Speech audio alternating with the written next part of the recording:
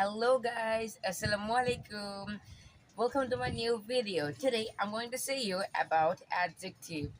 আমরা আজকে আমরা সবাই জানি যে পার্থমিস্ত্রিদের যে 3 নাম্বার যে বিষয়টি সেটি হচ্ছে অ্যাডজেক্টিভ অ্যান্ড আজকে আমি আপনাদেরকে সেটা নিয়ে আলোচনা করব। ওকে, আমাদের কিন্তু অনেকেরই অ্যাডজেক্টিভ নিয়ে অনেকটা প্রবলেম দেখা দেয়। ঠিক কীরকম প্রবলেম?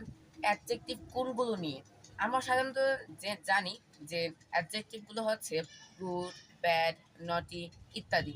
অর্থাৎ আমরা গুণ আর দোষটা বেশিরভাগ খুঁজি, তবে বাকি যে বিষয়গুলো রয়েছে সেগুলো আমি খুঁজি না। তাহলে আমরা আরেকবার দেখে নেব যে অ্যাডজেক্টিভ কাকে বলে। ওকে, আমি বলেছি যে সকল শব্দ দ্বারা নাউন বা প্রোনাউনের দোষ, গুণ, অবস্থা, সংখ্যা বা পরিমাণ ইত্যাদি প্রকাশ পায় তাকে অ্যাডজেক্টিভ বলে। সাধারণত আমরা এখান থেকে দোষ আর কোনটাই দেখি, বাকিগুলো কিন্তু লক্ষ্যই করি না। সেই অনুযায়ী আমাদের একটা সেন্টেন্সের মধ্যে যে কোনটা অ্যাডজেক্টিভ সেটা চিনতেও অনেকটা প্রবলেম দেখা দেয়। একে এবার আমি একটা ওয়ার্ড বলবো আপনাদেরকে, যেটা হচ্ছে অ্যাডজেক্টিভ, তবে আমাদের মনে হয় সেটা ভার্ব, অ্যান্ড ওয়ার্ডটা হচ্ছে বিজি। আমরা জানি বিজি অর্থ হচ্ছে ব্যস্ত থাকা, তবে বিজি কোনো ভার্ব না। আমরা মনে করি যে বিজি ব্যস্ত থাকা এটা কাজের মতো মনে হয়, তাই এটা ভার্ব হতে পারে না, এটা একটা অ্যাডজেক্টিভ। কীভাবে অ্যাডজেক্টিভ? আচ্ছা, আমি কিন্তু বলেছিলাম অ্যাডজেক্টিভ কাকে বলে সেটাতে, যে যে সকল নাউন প্রোনাউন দ্বারা অবস্থা প্রকাশ পেয়ে গেলো, অবস্থা।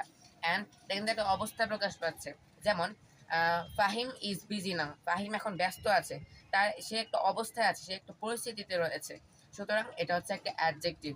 ওকে, তারপর আরেকটা ওয়ার্ড বলি, অ্যাক্টিভ। অ্যাক্টিভ অর্থ কি?